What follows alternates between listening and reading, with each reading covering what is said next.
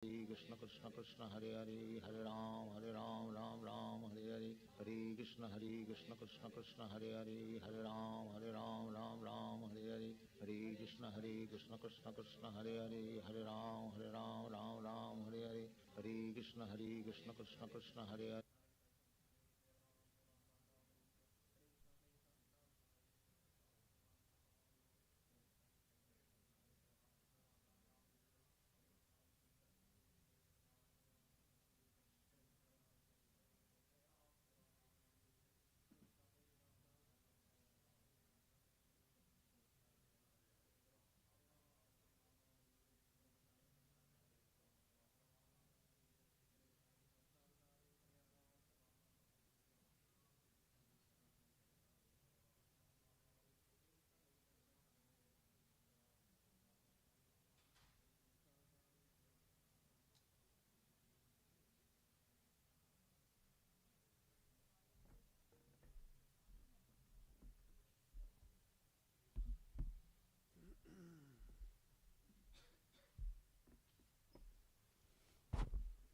What is this?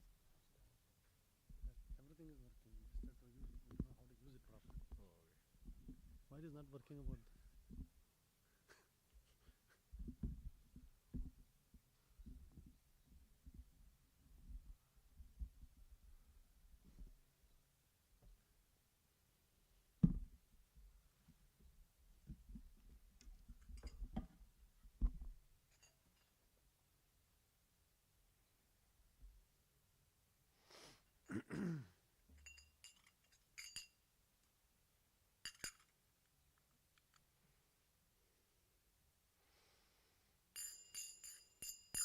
Jayo Radha Madhava Kunja Vihari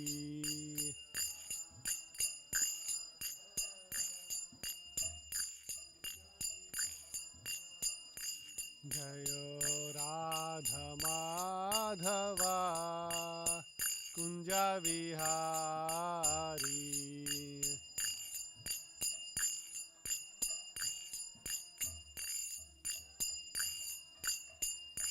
Jaya Gopijana Vallabha Girivaradhari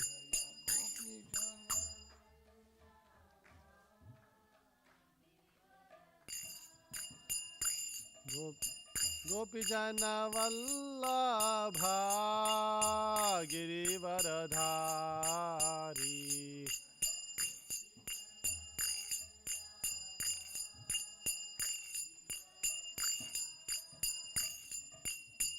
Yashodanandana Vraja Janaranjana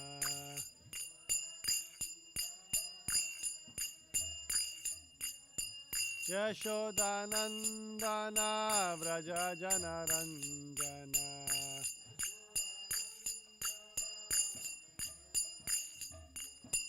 Yamuna Tira Vanachari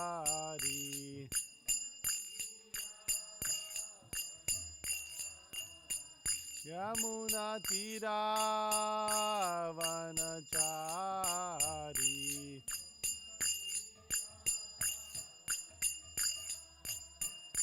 Jayo Radha Madhava Kunja Vihari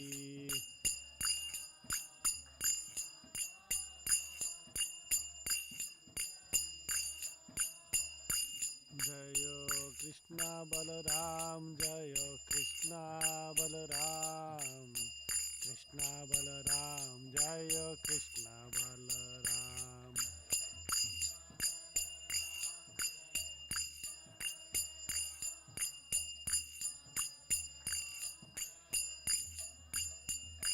Jayo Nittai Gauranga Jayo Nittai Gauranga Nittai Gauranga Jayo Nittai Gauranga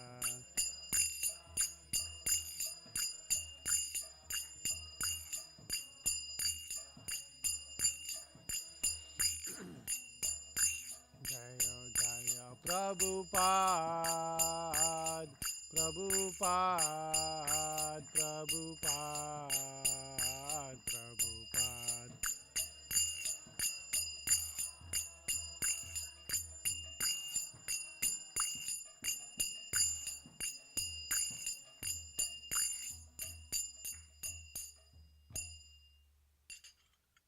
Om Namo Bhagavate Vasudevaya. Om Namo Bhagavate Vasudevaya. Om Namo Bhagavate Vasudevaya.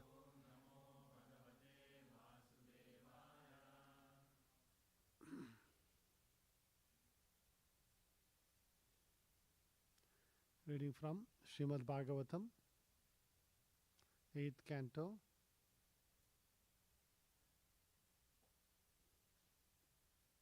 15th chapter, text number 28. Please repeat after me. Shri Guru Uvacha. Shri Guru Uvacha. Janami Bhagavan Chatror. Janami Bhagavan Chatror. Unnater asya karanam. Unnater asya karanam. Shishyasyopabritham tejo. Shishyasyopabritham tejo. Bhrugubher brahmavadibihi. Bhrugubher brahmavadibihi.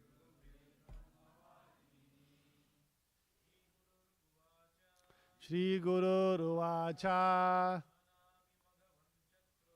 Janami Bhagavan Chatro. Unnater asya karanam. Shishyasyopabritham tejo.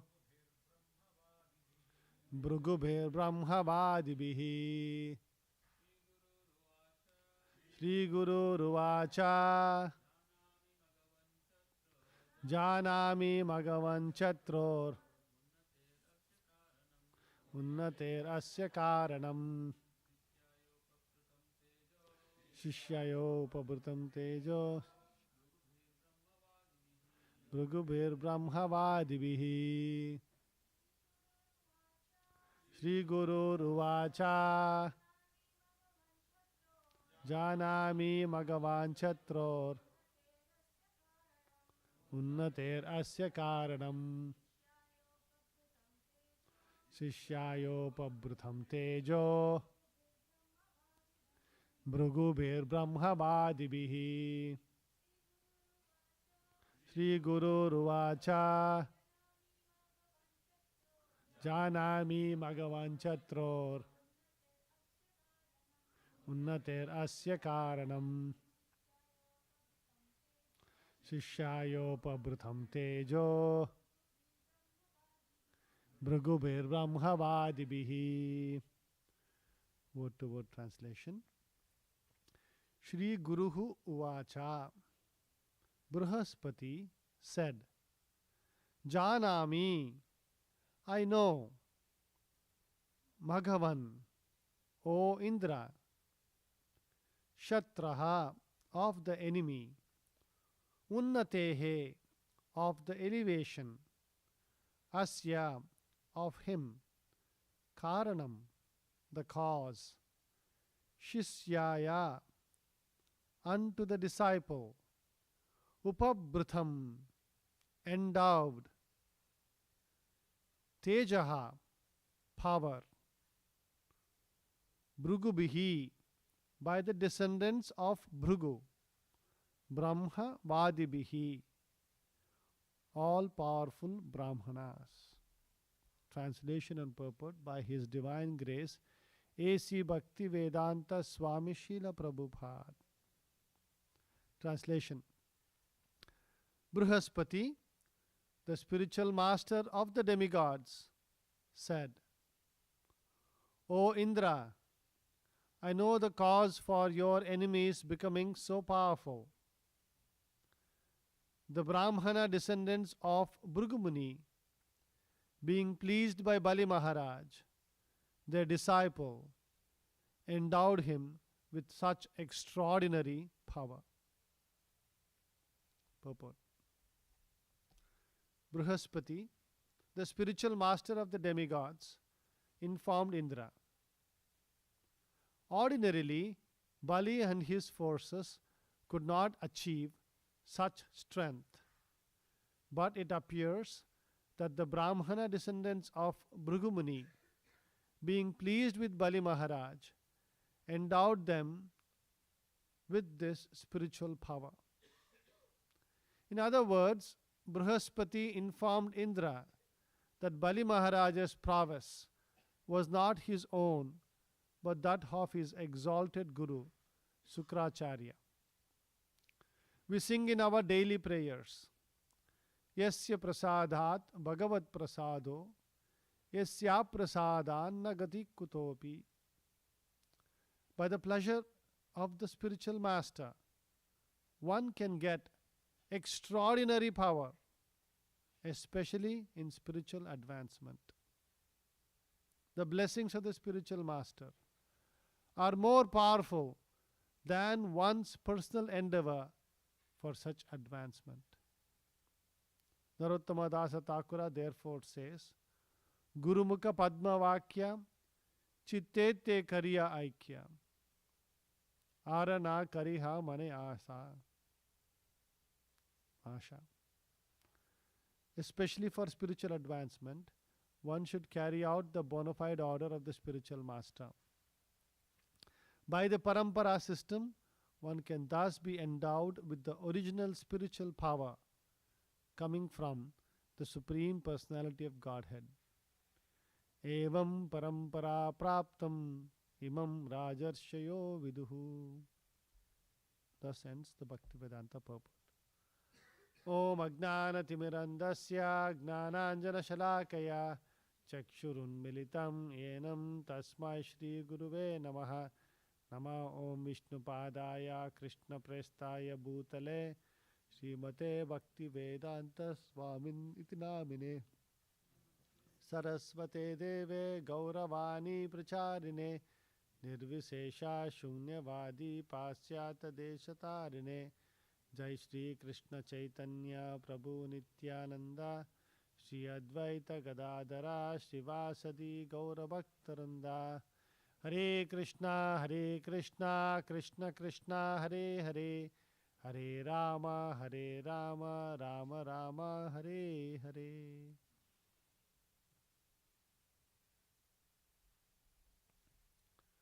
Brihaspati, the spiritual master of the demigods, said, O Indra, I know the cause for your enemies becoming so powerful.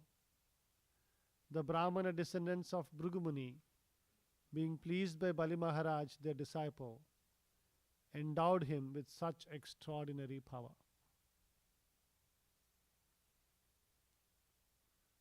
So we see here in the pastimes of Bali Maharaj the description of how Bali Maharaj came across this wonderful power that he could overpower Indra. See, this is no extraordinary event. Indra's position is a very primary position in the universal affairs. Right? And very, very exalted, powerful, pious souls occupy that post. Right? Anybody remembers what is the qualification you need in order to occupy Indra's post?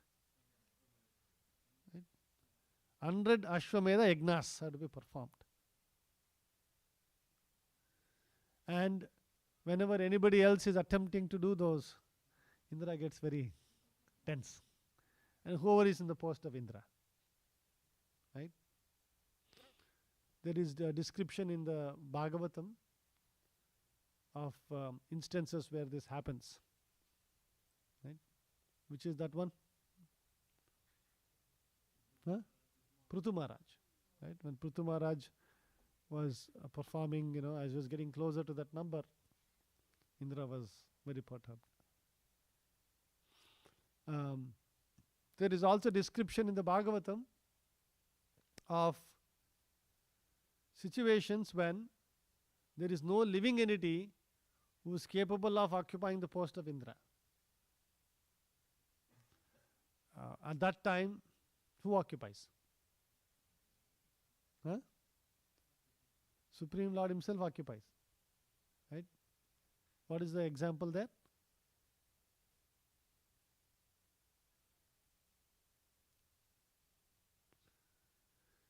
In the time of Swayambhuva Manu, the son of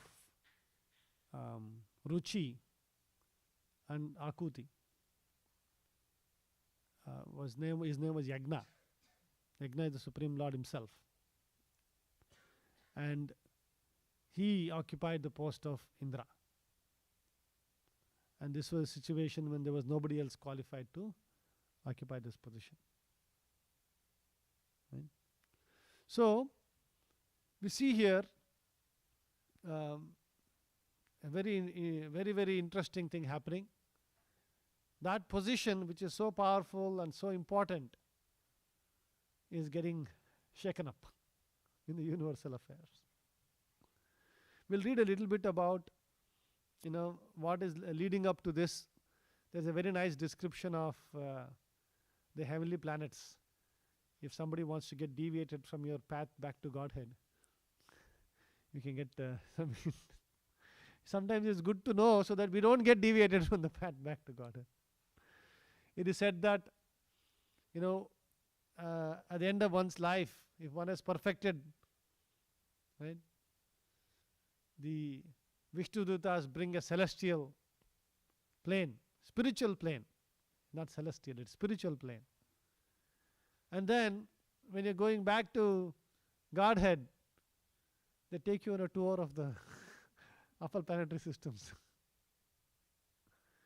And if you get bewildered by any of them, you can stay back there, no problem. Right? And so the Bhagavatam, that's why it describes, many times. So before we get there, see, look at Bali's situation. Bali Maharaj, before this, he was defeated by the demigods. Not just defeated, he was killed. Right? Bali Maharaj was killed. And at that time, Sukracharya, because he has access to this, can you imagine some living entity having an ability to bring one more dead living entity back to life? Right? Not that they can do it any time. There is a certain time period, within which they have to perform some things and then they can bring them back to life. Right? And so, Sukracharya brought him back to life, and for this Bali Maharaj was very indebted to him. So I'll just read. So Bali Maharaj became a disciple of Sukracharya and began to serve him with great faith, offering everything he had.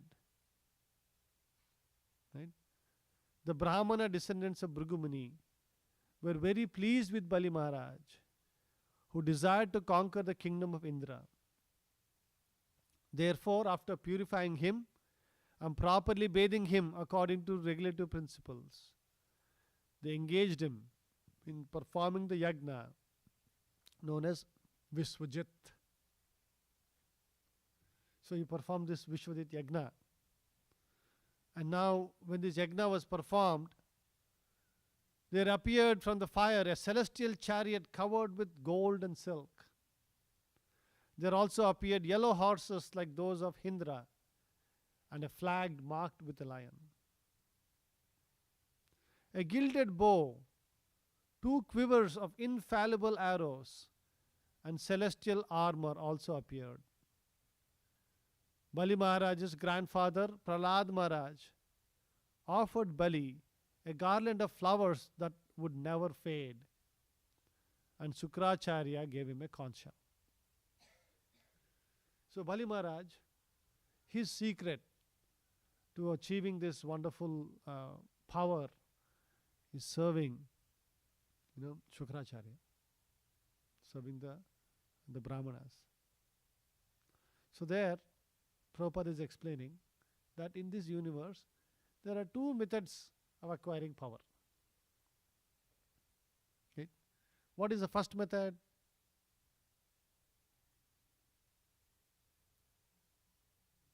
Huh?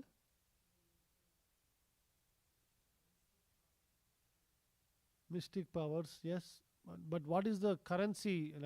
What is the tapa, austerity? Right? Everything in this world, anything you want to achieve, even in this material world, if you want to achieve something, you have to work hard. Work very, very hard. So Prabhupada is telling in the purport, yes, you can work hard and achieve something. But there's another method of achieving the same thing. Right? By pleasing somebody who is your, superior, and because of their prowess, they have access to all of that, they can easily give that to you. Right? We always think, oh, there's only one method, I have to work hard, work hard, work hard. Yes, that is also a method. But there's a smarter method also. Right? It is in the parampara. Please, higher authorities, and they can bestow because they have access to it.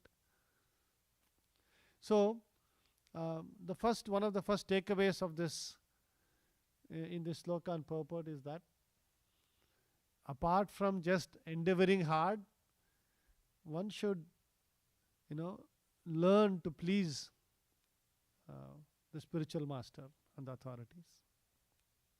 It's a very important aspect of spiritual development, right? How we this thing get all that. So now, when Bali Maharaj had acquired all of this, then he got on the chariot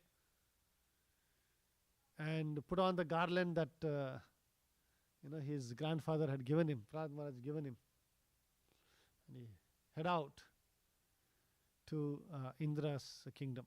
So this is where the description of the kingdom comes.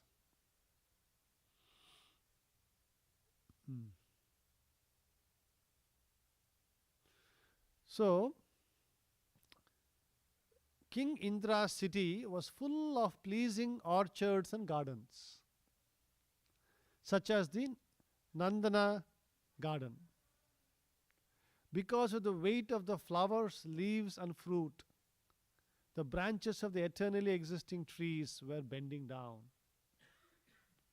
The gardens were visited by pairs of chirping birds and singing bees.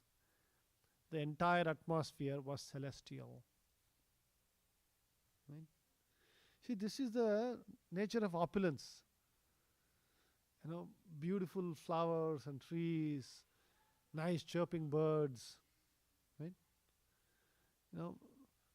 This is sattvic happiness. Right? Who doesn't appreciate very natural flowers and these things and nice smell? Here artificially we have to put all kinds of fragrance. Natural smell is coming out of those flowers. Right? Beautiful women protected by the demigods sported in the gardens, which had lotus ponds full of swans, cranes, chakravakas, and ducks.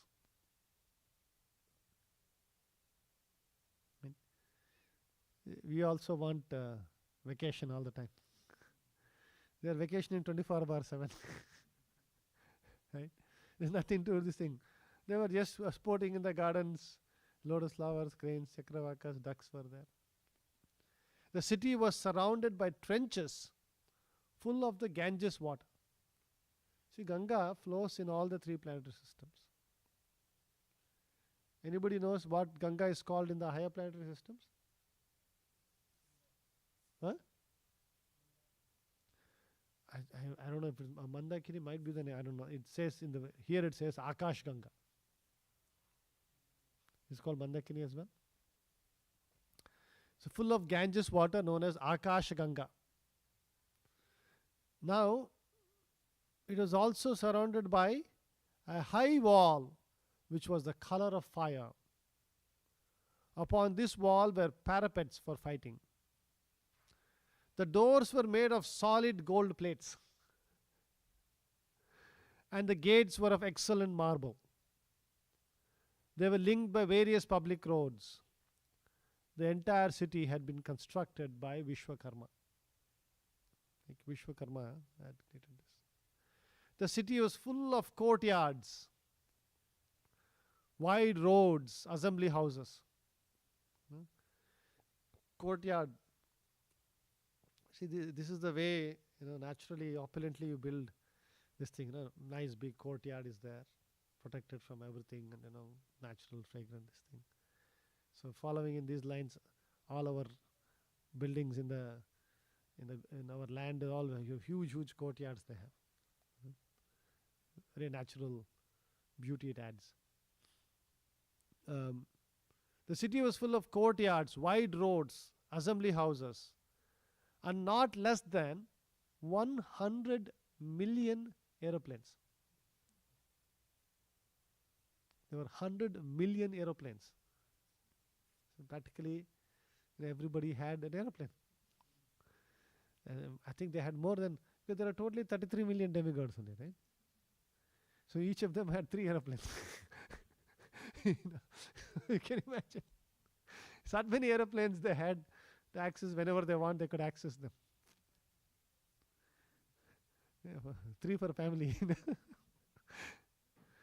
The crossroads were made of pearl, and there were sitting places made of diamond and coral.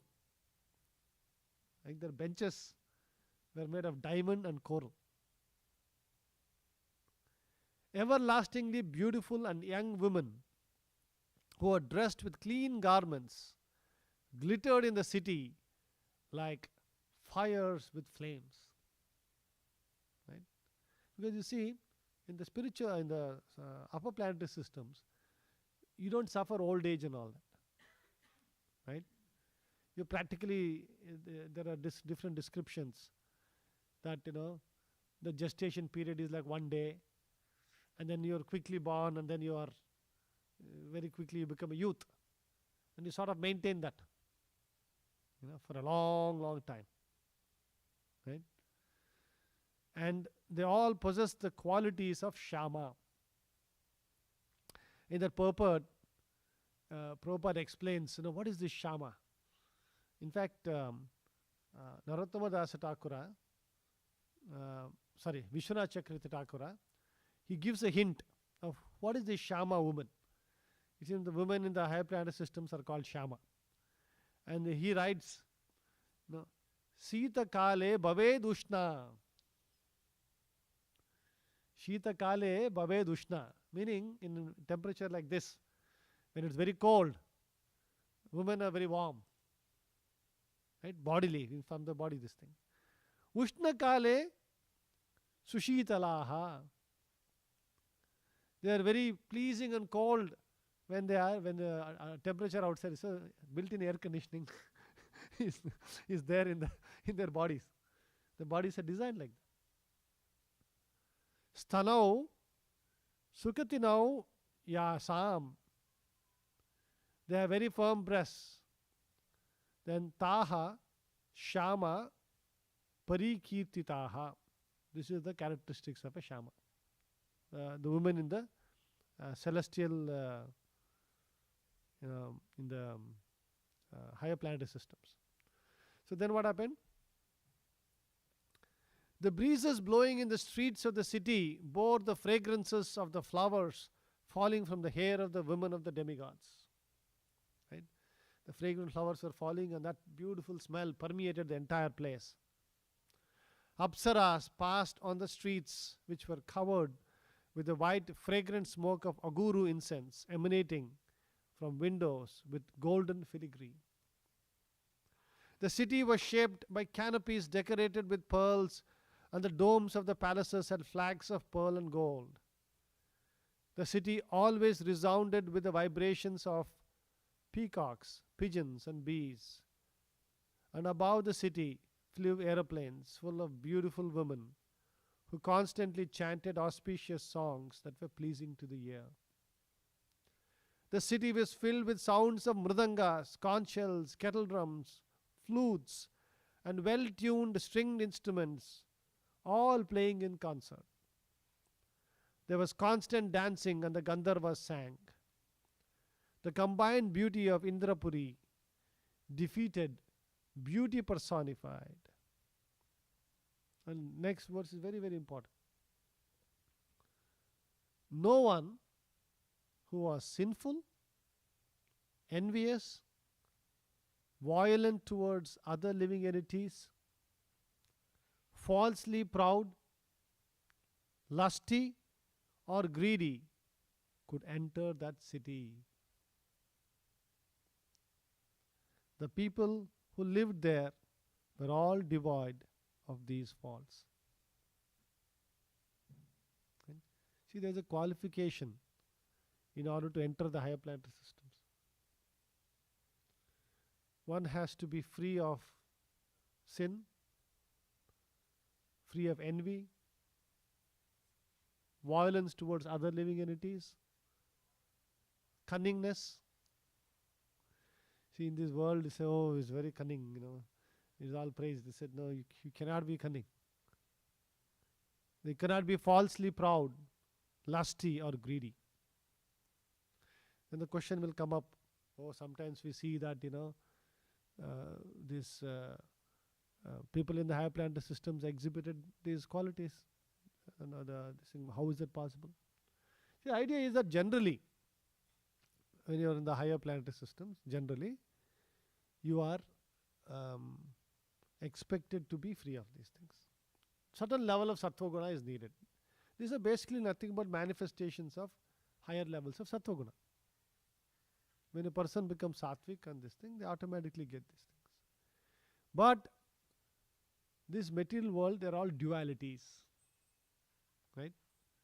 There will be, where there is, this thing, there will always be problems. There will be success, there will be failure. There is good, there is bad. Everything will be there. And once in a while, when they are overtaken by the lower modes, they will also exhibit these things. The only place where people are always exhibiting Shuddha Sattva is the spiritual world. Material world, they always get overtaken by lower modes. Right? So that's why you see, in such a big place where there was no fear of anything, here entered Bali Maharaj with all his demoniac followers. And his Bali Maharaj, is an exalted person, but his followers were not.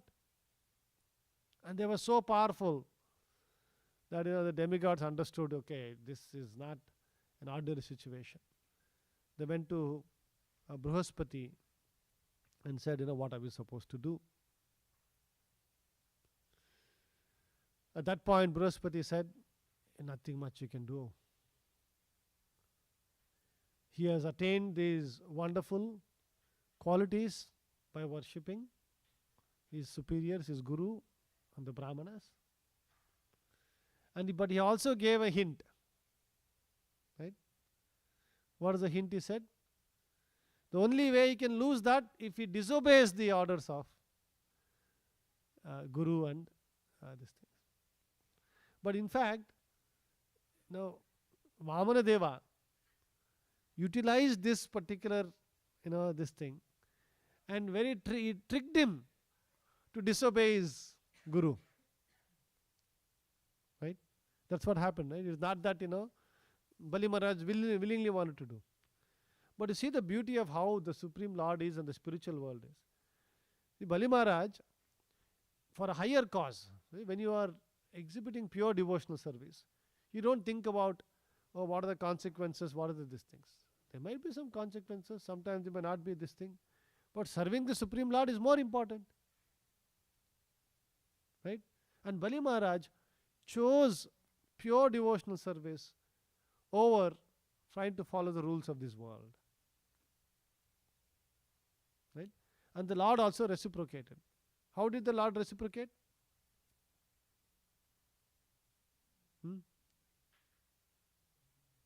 What is that?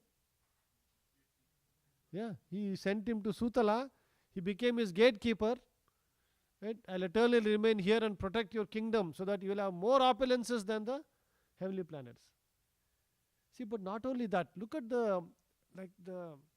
see how the Lord is so merciful and so personal in his behavior with his devotees. Not only that, in the next Manvantara, in the 8th Manvantara, Bali Maharaj became Indra. Right?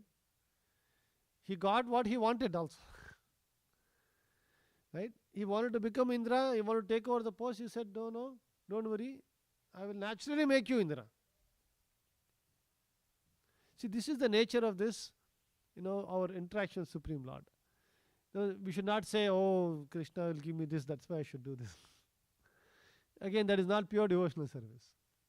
But one should know that when you perform pure devotional service, having no attachment to the Supreme Lord, having no attachment to material sense gratification or anya abhilashita shunyam, gnana karmadhyana vratam, right? Anukulyena Krishna anushilanam bhakti ruchyate. So when you perform bhakti like that, then the Lord reciprocates like that. At that moment it looked like, oh, Bali Maharaj is defeated, everything is taken away, his kingdom is gone. He's been bound up like an animal by the ropes of Varuni. What is this unfortunate situation? But the same unfortunate situation became fortunate because he was able to please the Supreme Personality of Godhead. Srila Prabhupada writes, this is in 1936, on December 9th. Srila Prabhupada wrote a letter to his spiritual master Bhaktisiddhanta Saraswati Thakur. Bhaktisiddhanta Saraswati Thakur was not keeping too well. So he had gone to Jagannath Puri, because it's on the bank of the ocean, right? And so the expectation was that the good weather and the situation will help him, recuperate. So when he was there, he wrote him a letter. And Prabhupada was writing that, oh Guru Maharaj, I'm not able to serve you personally like your other sannyasi and brahmachari disciples who are staying in the ashram with you. Right? I'm a grihastha, I'm not able to serve you like that. But please guide me. What would please you? What is it that you want from, how can I serve you? Please guide me. I have a very deep desire to serve you. Please guide me how I should serve. And 3 days later, actually 4 days later, December 13th, Bhaktisiddhanta Saraswati Thakur replied back to him. Right? That is where he reiterated something he had told before. He told him that, please, what will please me the most is if you preach in the English language. And he said, this will do you good and it will create good for the entire world, right? For the recipient as well. So this is the this thing. And in fact, right, few days after that, less than 2 weeks after that, December 31st, same year, 1936, Srila Bhaktisiddhanta Saraswati Thakur departed from this world. And we see in Prabhupada's life, everywhere, he would always say, I'm just trying to follow the instructions of my spiritual master. If I have any qualification,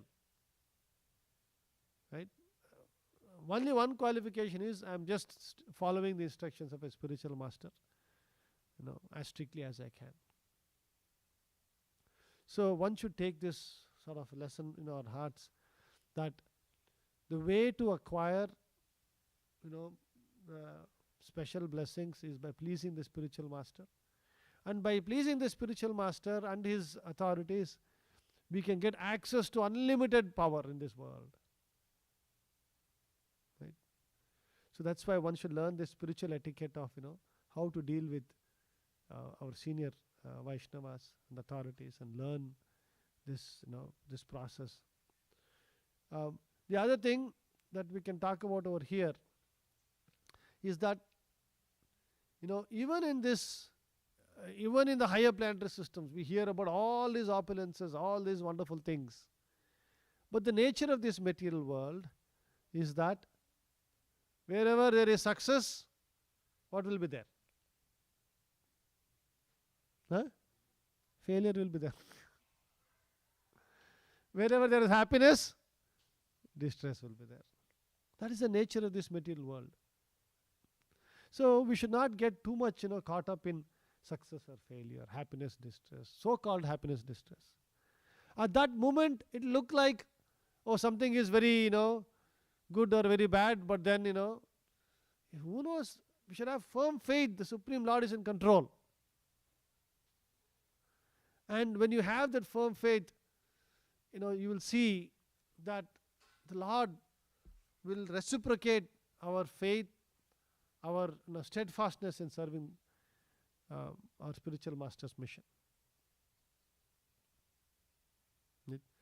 We see this, I've heard this from so many devotees when they come and talk to us about their personal things, what's going on. I have personally experienced. Sometimes something happens, it looks like it's very bad, and then we are so morose also, and then we are not so this thing, because we want this in a particular way. And Krishna has a different plan, Prabhupada has a different plan.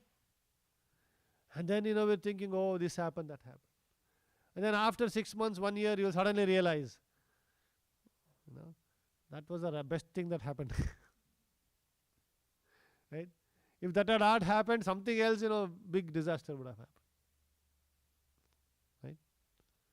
So, we should always understand, once we surrender our life for serving Prabhupada's mission, and if we are trying to follow pure devotional service, that is the important thing. We should attempt and try to follow pure devotional service. We might have some, deep vasanas, deep anarthas. We may have attachment to material things and this and that. But we should pray to the Lord, Krishna, please, I want to serve you. I'm so caught up with all these things. If it pleases you, if you so desire, then only, sanction this, like that. If you ask, then the Lord will reciprocate, to our level of spiritual advancement, the Lord will reciprocate. And that reciprocation of the Lord, that blessing of the Lord, will bring us permanent benefit, not some small temporary benefit. The Lord is never going to be, He's not going to take something from you. In fact, we should be so happy if the Lord takes something from you. Because just like in Bali Maharaj's case, it's going to come back to you multi-fold. Right? So we see here, we are being, introduced to a wonderful nature of this world, and how we can, like Prabhupada said, the blessings of the spiritual master are more powerful than one's personal endeavor for such advancement. Anybody has any questions, comments?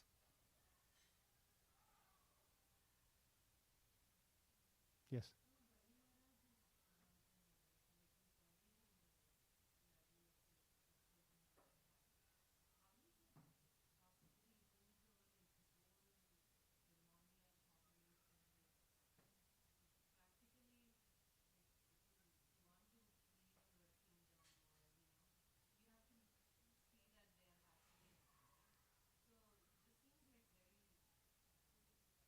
Yeah, very contrast.